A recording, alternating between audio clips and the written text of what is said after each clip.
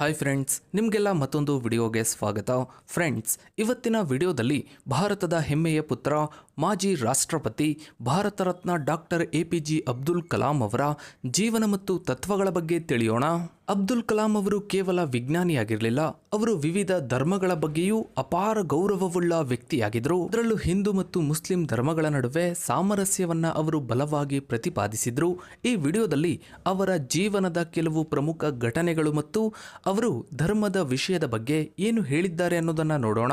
Friends, ಅವುಲ್ Pakir Zainulabdeen Abdul Kalam ಅವರು 1931 October 15ರಂದು ತಮಿಳುನಾಡಿನ ರಾಮೇಶ್ವರಂನಲ್ಲಿ ಜನಿಸಿದರು. ಕಲಾಂ ಅವರು ಮಧ್ಯಮ ವರ್ಗದ ತಮಿಳು ಮುಸ್ಲಿಂ ಕುಟುಂಬದಲ್ಲಿ ಜನಿಸಿದರು. ಅವರ ತಂದೆ ಜೈನುಲಾಬ್ದೀನ್ ದೋಣಿ ಮಾಲೀಕರಾಗಿದ್ದರು. ಸ್ಥಳೀಯ ಮಸೀದಿಯಲ್ಲಿ ಇಮಾಮ್ ಆಗಿಯೂ ಕೂಡ ಸೇವೆಯನ್ನ ಸಲ್ಲಿಸ್ತಾ ಇದ್ರು. ಅವರ ತಾಯಿ ಆಶಿಯಮ್ಮ ಗೃಹಿಣಿಯಾಗಿದ್ರು. ಕಲಾಂ ಅವರು ತಮ್ಮ ಚಿಕ್ಕ ವಯಸ್ಸಿನಲ್ಲೇ ಬಾಲ್ಯದಲ್ಲಿಯೇ ಆರ್ಥಿಕ ಸಂಕಷ್ಟವನ್ನ ಎದುರಿಸಿದರು.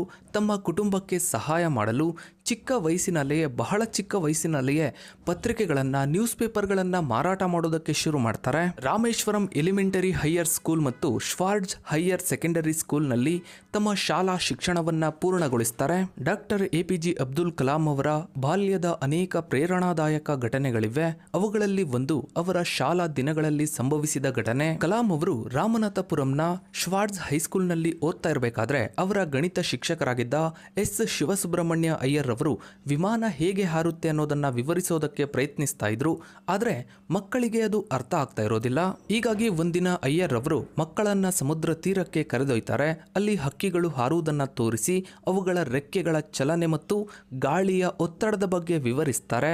ನಂತರ ಅವರು ಮರಳಿನ ಮೇಲೆ ವಿಮಾನದ ರೇಖಾಚಿತ್ರವನ್ನ ಬಿಡಿಸಿ ವಿಮಾನದ ರಚನೆ ಮತ್ತು ಅದು ಹೇಗೆ ಕಾರ್ಯನಿರ್ವಹಿಸುತ್ತೆ ಅನ್ನೋದನ್ನ ಬಹಳ ಸ್ಪಷ್ಟವಾಗಿ ತಿಳಿಸ್ತಾರೆ. ಈ ಘಟನೆಯು ಕಲಾಂ ಅವರ ಮೇಲೆ ಆಳವಾದ ಪ್ರಭಾವ ಬೀರ್ತು. ಶಿಕ್ಷಕರು ಕೇವಲ ಬೋಧನೆಯನ್ನ ಮಾಡುವುದರ ಬದಲು ವಿಷಯವನ್ನ ಪ್ರಾಯೋಗಿಕವಾಗಿ ತೋರಿಸಿಕೊಟ್ಟ ರೀತಿ ಅವರಿಗೆ ಬಹಳಾನೇ ಇಷ್ಟವಾಯಿತು. ಈ ಘಟನೆಯೇ ಮುಂದೆ ಅವರು ವಿಜ್ಞಾನ ಮತ್ತು ತಂತ್ರಜ್ಞಾನದ ಬಗ್ಗೆ ಆಸಕ್ತಿಯನ್ನ ಬೆಳೆಸಿಕೊಳ್ಳಲು ಮತ್ತು ಏರೋನಾಟಿಕ್ಸ್ ಇಂಜಿನಿಯರ್ ಆಗಲು ಪ್ರೇರಣೆ ನೀಡಿತು ಎಂದು ಅವರು ಅನೇಕ ಬಾರಿ ಹೇಳಿಕೊಂಡಿದ್ದಾರೆ. ಈ ಘಟನೆಯು ಶಿಕ್ಷಕರ ಪಾತ್ರ ಮತ್ತು ಪ್ರಾಯೋಗಿಕ ಕಲಿಕೆಯ ಮಹತ್ವವನ್ನ ಎತ್ತಿ ತೋರಿಸುತ್ತೆ. ಅಯ್ಯರ್ ಅವರು ಕಲಾಂ ಅವರ ಬಾಲ್ಯದ ಸ್ಮರಣೀಯ ವ್ಯಕ್ತಿಗಳಲ್ಲಿ ಒಬ್ಬರಾಗಿದ್ದರು. ಅವರ ಬದುಕಿನ ದಿಕ್ಕನ್ನ ಬದಲಿಸುವಲ್ಲಿ ಪ್ರಮುಖ ಪಾತ್ರ ವಹಿಸಿದರು. ನಂತರ 1954ರಲ್ಲಿ ತಿರುಚಿರಪಳ್ಳಿಯ ಸೆಂಟ್ ಜೋಸೆಫ್ ಕಾಲೇಜಿನಿಂದ ಭೌತಶಾಸ್ತ್ರದಲ್ಲಿ ಪದವಿಯನ್ನ ಪಡೆದರು. 1955ರಲ್ಲಿ Madras institute of ಟೆಕ್ನಾಲಜಿಯಲ್ಲಿ aerospace engineering ಅಧ್ಯಯನ ಮಾಡಲು ಮದ್ರಾಸ್ಗೆ ತೆರಳಿದರು. ಅಬ್ದುಲ್ ಕಲಾಂ ಅವರು DRDOನಲ್ಲಿ ವಿಜ್ಞಾನಿಯಾಗಿ ತಮ್ಮ ವೃತ್ತಿ ಜೀವನವನ್ನ ಪ್ರಾರಂಭಿಸಿದರು. 1969ರಲ್ಲಿ ಅವರು ಇಸ್ರೋಗೆ ಸೇರಿದರು. ಹಾಗೆ ಭಾರತದ ಮೊದಲ ಉಪಗ್ರಹ ಉಡಾವಣಾ ವಾಹನ ಯೋಜನೆಯ ನಿರ್ದೇಶಕರಾಗಿ ಪ್ರಮುಖ ಪಾತ್ರವನ್ನ ವಹಿಸಿದರು. 1980ರಲ್ಲಿ ರೋಹಿಣಿ ಉಪಗ್ರಹವನ್ನ ಕಕ್ಷೆಗೆ ಸೇರಿಸುವಲ್ಲಿ ಯಶಸ್ವಿಯಾದರು. 1980ರ ದಶಕದಲ್ಲಿ ಅವರು ಕ್ಷಿಪಣಿ ಅಭಿವೃದ್ಧಿ ಕಾರ್ಯಕ್ರಮಕ್ಕೆ ನೇತೃತ್ವವನ್ನ ವಹಿಸಿದರು. ಅಗ್ನಿ ಮತ್ತು ಪೃಥ್ವಿ ಮುಂತಾದ ಪ್ರಮುಖ ಕ್ಷಿಪಣಿಗಳ ಯಶಸ್ವಿ ಅಭಿವೃದ್ಧಿಗೆ ಕಾರಣರಾದರು. ಅವರನ್ನು ಭಾರತದಲ್ಲಿ ಮಿಸೈಲ್ ಮ್ಯಾನ್ ಆಫ್ ಇಂಡಿಯಾ ಎಂದು ಕರೆಯಲಾಗುತ್ತೆ. 1992ರಿಂದ 1999ರವರೆಗೆ ರಕ್ಷಣಾ ಸಚಿವರ ವೈಜ್ಞಾನಿಕ ಸಲಹೆಗಾರರಾಗಿ ಹಾಗೆ DRDO ಕಾರ್ಯದರ್ಶಿಯಾಗಿ ಸೇವೆಯನ್ನ ಸಲ್ಲಿಸಿದರು. 1998ರಲ್ಲಿ ನಡೆದ ಪೋಖ್ರಾನ್ 2 ಪರಮಾಣು ಪರೀಕ್ಷೆಯಲ್ಲಿ ಅಬ್ದುಲ್ ಕಲಾಂ ಅವರು ಪ್ರಮುಖ ಪಾತ್ರ ವಹಿಸಿದರು. ಇನ್ನು ಹಿಂದೂ ಮತ್ತು ಮುಸ್ಲಿಂ ಸಂಘರ್ಷದ ಬಗ್ಗೆ ಅಬ್ದುಲ್ ಕಲಾಂ ಅವರು ನೇರವಾಗಿ ಮತ್ತು ಸ್ಪಷ್ಟವಾಗಿ ತಮ್ಮ ಅಭಿಪ್ರಾಯಗಳನ್ನು ವ್ಯಕ್ತಪಡಿಸಿದ್ದಾರೆ. ಅವರ ದೃಷ್ಟಿಯಲ್ಲಿ ಈ ರೀತಿಯ ಸಂಘರ್ಷಗಳು ಅನಾಗತ್ಯ ಮತ್ತು ದೇಶದ ಪ್ರಗತಿಗೆ ಅಡ್ಡಿಯುಂಟು ಮಾಡುತ್ತವೆ ಎಂದು ಅಬ್ದುಲ್ ಕಲಾಂ ಅವರು ನೇರವಾಗಿ ಹೇಳ್ತಿದ್ರು. ಕಲಾಂ ಅವರು ಹಿಂದೂ ಮತ್ತು ಮುಸ್ಲಿಂ ಸಮುದಾಯಗಳ ನಡುವಿನ ಯಾವುದೇ ರೀತಿಯ ಹಿಂಸಾಚಾರ ಮತ್ತು ದ್ವೇಷವನ್ನ ತೀವ್ರವಾಗಿ ಖಂಡಿಸಿದ್ದಾರೆ. ಧರ್ಮದ ಹೆಸರಿನಲ್ಲಿ ನಡೆಯುವ ಘರ್ಷಣೆಗಳು ಅವರಿಗೆ ತೀವ್ರ ನೋವನ್ನುಂಟು ಮಾಡ್ತಿದ್ವು.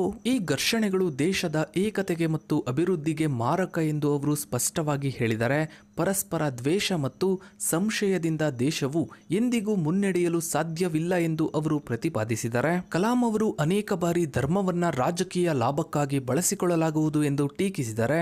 ಕೆಲವು ವ್ಯಕ್ತಿಗಳು ಮತ್ತು ಗುಂಪುಗಳು ತಮ್ಮ ಸ್ವಾರ್ಥಕ್ಕಾಗಿ ಜನರ ನಡುವೆ ಭೇದ ಭಾವವನ್ನ ಹುಟ್ಟುಹಾಕ್ತಾರೆ ಎಂದು ಅವರು ಅಭಿಪ್ರಾಯಪಟ್ಟಿದ್ರು. ಈ ರೀತಿಯ ಸಂಘರ್ಷಗಳನ್ನ ಕೊನೆಗೊಳಿಸಲು ಶಿಕ್ಷಣ ಮತ್ತು ಪರಸ್ಪರ ತಿಳುವಳಿಕೆ ಅತ್ಯಗತ್ಯ ಎಂದು ಕಲಾಂ ಅವರು ಒತ್ತಿ ಹೇಳಿದ್ದಾರೆ. ಯುವಜನರು ಎಲ್ಲಾ ಧರ್ಮದ ಬಗ್ಗೆ ಸರಿಯಾದ ಜ್ಞಾನವನ್ನ ಪಡೆದುಕೊಂಡಾಗ ಮತ್ತು ಪರಸ್ಪರ ಗೌರವವನ್ನ ಬೆಳೆಸಿಕೊಂಡಾಗ ಇಂತಹ ಸಂಘರ್ಷಗಳನ್ನ ತಪ್ಪಿಸಬಹುದು ಎಂದು ಅವರು ನಂಬಿದ್ರು. ಹಿಂದೂ ಮತ್ತು ಮುಸ್ಲಿಂ ಸಮುದಾಯಗಳ ನಡುವೆ ನಿರಂತರ ಸಂವಾದ ಮತ್ತು ಸೌಹಾರ್ದತೆ ಇರಬೇಕು ಎಂದು ಅವರು ಸಲಹೆಯನ್ನ ನೀಡಿದ್ದಾರೆ.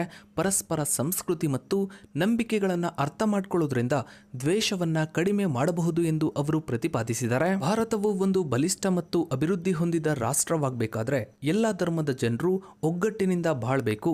ಪರಸ್ಪರ ಸಂಘರ್ಷದಲ್ಲಿ ತೊಡಗಿಕೊಳ್ಳುವುದರಿಂದ ದೇಶದ ಭವಿಷ್ಯಕ್ಕೆ ಧಕ್ಕೆಯಾಗುತ್ತದೆ ಎಂದು ಅವರು ಎಚ್ಚರಿಸಿದ್ದಾರೆ. ಅಬ್ದುಲ್ ಕಲಾಂ ಅವರು ಹಿಂದೂ ಮತ್ತು ಮುಸ್ಲಿಂ ಸಂಘರ್ಷವನ್ನ ತೀವ್ರವಾಗಿ ವಿರೋಧಿಸಿದರು ಮತ್ತು ಶಾಂತಿ, ಸೌಹಾರ್ದತೆ ಹಾಗೂ ಪರಸ್ಪರ ತಿಳುವಳಿಕೆಯ ಮೂಲಕ ಇಂತಹ ಸಮಸ್ಯೆಗಳನ್ನು ಬಗೆಹರಿಸಲು ಕರೆ ನೀಡಿದರು. ಅವರ ದೃಷ್ಟಿಯಲ್ಲಿ ಭಾರತದ ಏಕತೆ ಮತ್ತು ಪ್ರಗತಿಗೆ ಸರ್ವಧರ್ಮ ಸಮಭಾವ ಅತ್ಯಂತ ಪ್ರಮುಖವಾಗಿತ್ತು.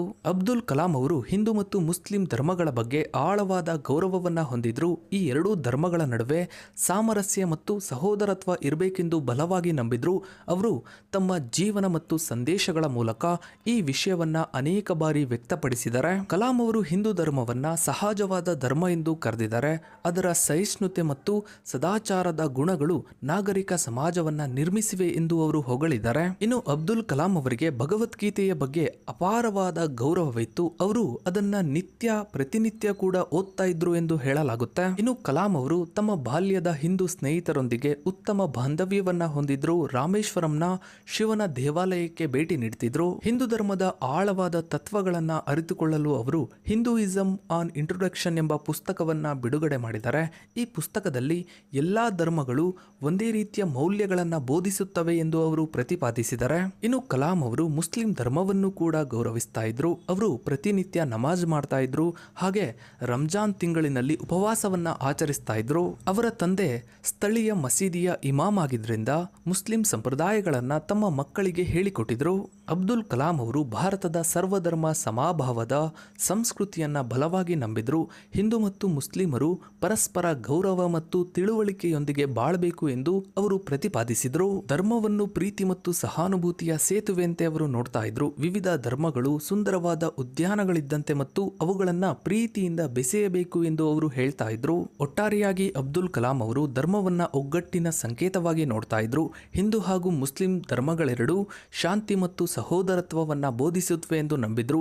ಅವರ ಜೀವನ ಮತ್ತು ಸಂದೇಶಗಳು ಇಂದಿಗೂ ಭಾರತೀಯರಿಗೆ ಪ್ರೇರಣೆಯನ್ನ ನೀಡುತ್ತವೆ. ಹೀಗಾಗಿ ಅಬ್ದುಲ್ ಕಲಾಂ ಅವರು ಒಬ್ಬ ಹಿಂದೂ ಅಥವಾ ಮುಸ್ಲಿಂ ಅನ್ನೋದಕ್ಕಿಂತ ಹೆಚ್ಚಾಗಿ ಅವರೊಬ್ಬ ಭಾರತೀಯನಾಗಿದ್ರು. ಇನ್ನು 2002ರಲ್ಲಿ ಅಬ್ದುಲ್ ಕಲಾಂ ಅವರು ಭಾರತದ 11ನೇ ರಾಷ್ಟ್ರಪತಿಯಾಗಿ ಆಯ್ಕೆಯಾದರು. ಹಾಗೆ 2007ರವರೆಗೆ ಸೇವೆಯನ್ನ ಸಲ್ಲಿಸಿದರು. ಅಬ್ದುಲ್ ಕಲಾಂ ಅವರು ಪೀಪಲ್ಸ್ ಪ್ರೆಸಿಡೆಂಟ್ ಅಂತ ತುಂಬಾನೇ ಜನಪ್ರಿಯರಾದರು. ಅವರು ಯುವಕರ ಶಿಕ್ಷಣ ಮತ್ತು ಸಬಲೀಕರಣಕ್ಕೆ ಹೆಚ್ಚಿನ ಮಹತ್ವ ನೀಡಿದರು. ರಾಷ್ಟ್ರಪತಿ ಹುದ್ದೆಯಿಂದ ನಿವೃತ್ತರಾದ ನಂತರ ಅಬ್ದುಲ್ ಕಲಾಂ ಅವರು ಶಿಕ್ಷಣ, ಬರವಣಿಗೆ ಮತ್ತು ಸಾರ್ವಜನಿಕ ಸೇವೆಯಲ್ಲಿ ತಮ್ಮನ್ನ ತಾವು ತೊಡಗಿಸಿಕೊಂಡರು. ಅವರು ಅಣ್ಣಾ ವಿಶ್ವವಿದ್ಯಾನಿಲಯದಲ್ಲಿ ಪ್ರಾಧ್ಯಾಪಕರಾಗಿ ಸೇವೆಯನ್ನ ಸಲ್ಲಿಸಿದರು. ಹಾಗೆ ದೇಶದಾದ್ಯಂತ ವಿದ್ಯಾರ್ಥಿಗಳೊಂದಿಗೆ ಸಂವಾದವನ್ನ ನಡೆಸುವ ಮೂಲಕ ಯುವ ಮನಸ್ಸುಗಳನ್ನ ಪ್ರೇರೇಪಿಸುವಲ್ಲಿ ಸಕ್ರಿಯರಾದರು. ಜುಲೈ 27, 2015ರಲ್ಲಿ ಶಿಲ್ಲಾಂಗ್ನಲ್ಲಿ ಉಪನ್ಯಾಸ ನೀಡುತ್ತಿದ್ದಾಗ ನಿಧನರಾದರು. ಅಬ್ದುಲ್ ಕಲಾಂ ಅವರು ಭಾರತದ ಮೊದಲ ಸ್ವದೇಶಿ ಹಾರಬಲ್ಲ ಕ್ರಾಫ್ಟ್ ಅನ್ನು ಅಭಿವೃದ್ಧಿಪಡಿಸಿದರು. ಭಾರತದ ಮೊದಲ ಉಪಗ್ರಹ ಉಡಾವಣಾ ವಾಹನವನ್ನು ಅಭಿವೃದ್ಧಿಪಡಿಸಿದರು. ಕ್ಷಿಪಣಿ ಅಭಿವೃದ್ಧಿ ಕಾರ್ಯಕ್ರಮದಲ್ಲಿ ಪ್ರಮುಖ ಪಾತ್ರ ವಹಿಸಿದರು. 1981ರಲ್ಲಿ ಪದ್ಮಭೂಷಣ, 1991ರಲ್ಲಿ ಪದ್ಮವಿಭೂಷಣ ಮತ್ತು 1997ರಲ್ಲಿ ಭಾರತ ರತ್ನ ಪ್ರಶಸ್ತಿಯನ್ನ ಪಡೆದರು. ಅಬ್ದುಲ್ ಕಲಾಂ ಅವರ ಜೀವನವು ಕಠಿಣ ಪರಿಶ್ರಮ, ಸಮರ್ಪಣೆ ಮತ್ತು ದೃಷ್ಟಿಯ ಒಂದು ಸ್ಫೂರ್ತಿದಾಯಕ ಕಥೆಯಾಗಿದೆ. ಸೊ ಫ್ರೆಂಡ್ಸ್, ಇದಾಗಿತ್ತು ಇವತ್ತಿನ ಈ ಒಂದು ವಿಡಿಯೋದ ಬಗ್ಗೆ ನಿಮ್ಮ ಅನಿಸಿಕೆ ಅಭಿಪ್ರಾಯಗಳನ್ನು ತಪ್ಪದೆ ಕಮೆಂಟ್ ಸೆಕ್ಷನ್ ಅಲ್ಲಿ ಕಮೆಂಟ್ ಮಾಡಿ. ಹಾಗೆ ವಿಡಿಯೋಗೊಂದು ಲೈಕ್ ಮಾಡ್ತಾ ವಿಡಿಯೋನ ಆದಷ್ಟು ಎಲ್ಲ ಕಡೆ ಶೇರ್ ಮಾಡಿ. ನೀವಿನ್ನು ನಮ್ಮ ಚಾನಲ್ಗೆ ಸಬ್ಸ್ಕ್ರೈಬ್ ಆಗಿಲ್ಲ ಅಂದರೆ ಕೆಳಗಡೆ ಕಾಣೋ ಸಬ್ಸ್ಕ್ರೈಬ್ ಬಟನ್ ಕ್ಲಿಕ್ ಮಾಡಿ.